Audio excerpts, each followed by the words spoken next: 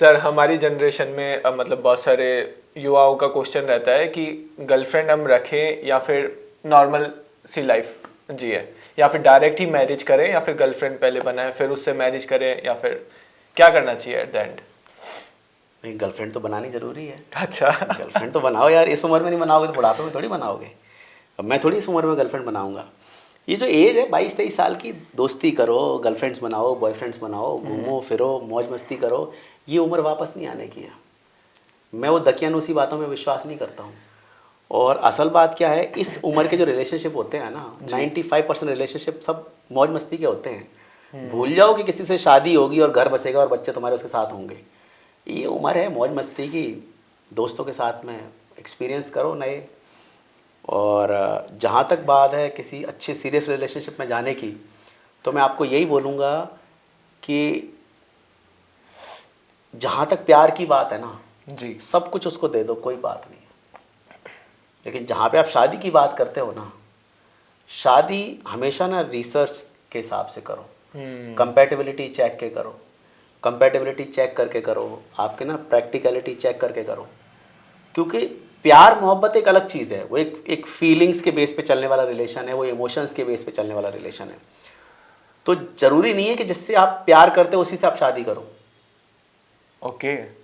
ज़रूरी नहीं कि आप जिससे प्यार करते हो उसी से शादी करो, लेकिन जिससे आप शादी करो ना उससे प्यार करना बहुत ज़रूरी है। क्योंकि वहाँ पे प्यार करना एक आपकी ना एक नैतिक जिम्मेदारी बन जाती है। बिल्कुल। तो मैं सबसे कहता हूँ कि आप जिससे प्यार करते हो, जो आपका बॉयफ्रेंड है या जो भी आपकी गर्लफ्रेंड है, उसके साथ में आपका कैसा रिलेशनशिप है उससे कोई फ़र्क नहीं पड़ता है। But when it comes to marriage, जी, एक नए लड़के से जैसे आपका रिलेशनशिप होने वाला है ना, उस तरह से उसको जज करो। इमोशंस को कोई स्थान मत दो वहाँ पे। आप ये देखो कि क्या इसकी कंपैटिबिलिटी है मेरे साथ में, क्या ये उतना कमाता है, क्या ये मेरा खर्चा उठा सकता है, क्या इसकी मेरी फैमिली कंपैटिबल है, क्या ऐसा तो नहीं इसके माँ बाप बहुत ज़्यादा मतलब परेशान करेंगे मुझे, या मे बी इसकी मेरी एजुकेशन बराबर नहीं है, या इसकी मेरी सोसाइटी बराबर नहीं है। वो सब चीज़ें देख के ही शादी करो, क्योंकि जहाँ पे प्यार होता है ना किसी से, वहाँ सिर्फ प्यार होता है। और जहाँ पे शादी होती है वहाँ पे प्यार 5% होता है, 95% और चीज़ें होती हैं। जहाँ पे आपके फाइनेंसेस हैं जी, इन लॉज हैं, रिलेशनशिप हैं, रिस्पॉन्सिबिलिटीज़ हैं, खर्चे हैं, बच्चे हैं, आपके बच्चों के फ्यूचर हैं, आपका उसका दोनों का करियर है। There are thousands of different aspects besides love. लेकिन जहाँ पे प्यार है वहाँ सिर्फ प्यार है। राइट। तो जहाँ प्यार है वहाँ सिर्फ प्यार है, तो वहाँ कोई फ़र्क नहीं पड़ रहा है। लेकिन जहाँ पे शादी है वहाँ पे प्यार ज़्यादा नहीं है, तो वहाँ पे बाकी चीज़ें मैच करो। सर लेकिन प्यार भी तो होना चाहिए एट द एंड। प्यार होना चाहिए, मैं मानता हूँ, लेकिन आज की डेट में ना प्यार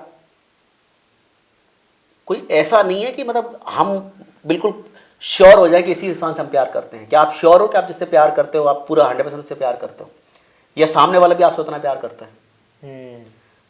जितने भी रिलेशनशिप आज की डेट में आप देखते हो ना जी, लड़का लड़कियों के, मैं आपको बता दूं 98% केसेस में दोनों में से एक ही सीरियस होता है। दोनों सीरियस नहीं होते। राइट।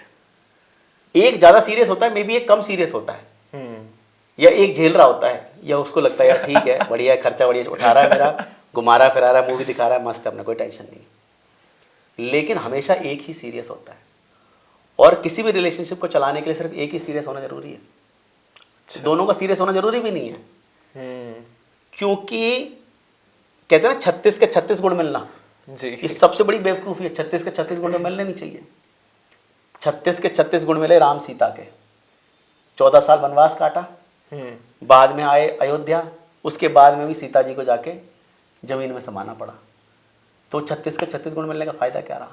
गुण हमेशा अलग अलग होने चाहिए। अगर एक गुस्से वाला है जी, तो दूसरा शांत होना चाहिए। वो गुस्सा करे तो वो शांत कर ले। दोनों गुस्से वाले तो एक दूसरे फोड़ के अस्पताल में जाएंगे। और अगर सर दोनों शांत है तो दोनों शांत घर में पड़े रहेंगे, कोई मतलब ही नहीं है। वो ढीले वो भी ढीले, जिंदगी बेकार।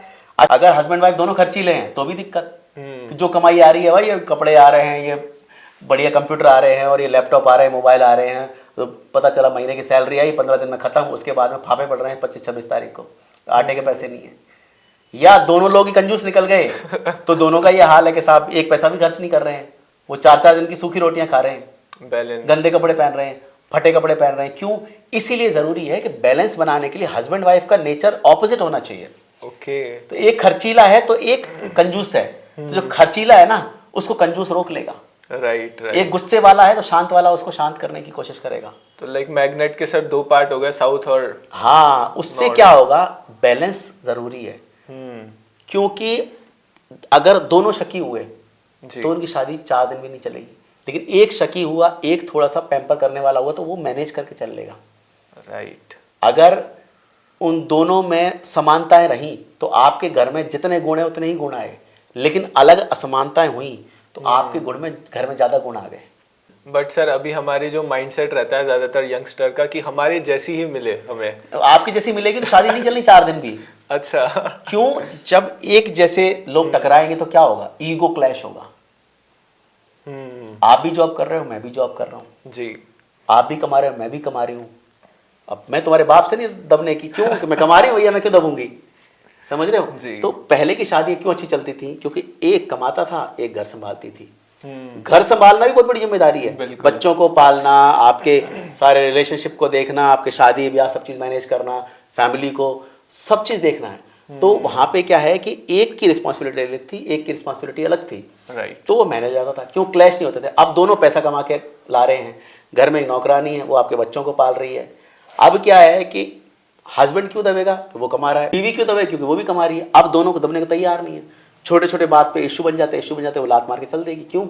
वो भी कमा रही है। या पति लात मार के चल देगा, वो भी कमा रहा है। यहाँ इशू क्या हो रहा है कि यहाँ पे समानताएं दिक्कत कर रही हैं, असमानताएं जरूरी हैं।